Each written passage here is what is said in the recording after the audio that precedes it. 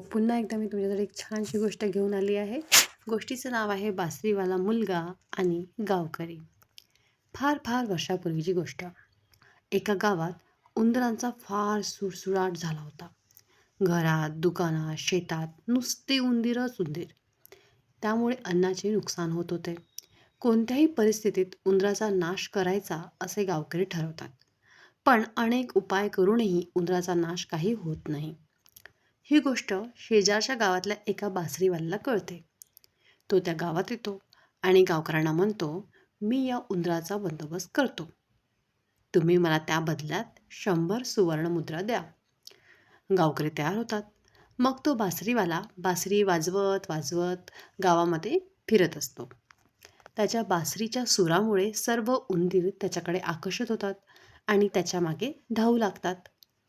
तो जसा नदीमध्ये जातो तसेच ते उंदीरही त्याच्या मागे मागे त्या नदीच्या पाण्यामध्ये उतरतात आणि पाहतो तर काय, ते पाण्यात बुडून मरून जातात.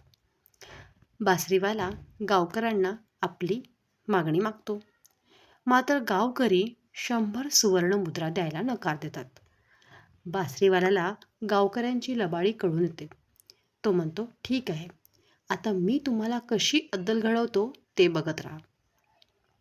तो पुन्हा बासरी वाजवत वाजवत गावामध्ये फिरू लागतो आणि यावेळी त्याच्या बासरीचे सूर ऐकून लहान मुलं त्याच्याकडे आकर्षित होतात आणि ती त्याच्या मागे धावू लागतात. गावकऱ्यांना भीती वाटते की उंदराप्रमाणे तो आपल्या मुलांनाही नदीत नेऊन बुडवेल की काय. त्यामुळे गावकरी घाबरतात आणि त्याला 100 सुवर्णमुद्रा लगेच देऊन देतात. तर अशी होती ही छोटीशी गोष्ट. या गोष्टीमधनं आपल्याला असं शिकायला मिळते की उपकार करणाऱ्याशी कृतज्ञ वागू नये. तुम्हाला ही गोष्ट कशी वाटली हे तुम्ही मला नक्की सांगा. पुन्हा एकदा आपण एका छानशा नवीन गोष्टीमध्ये आपण भेटूया. तोपर्यंत बाय बाय.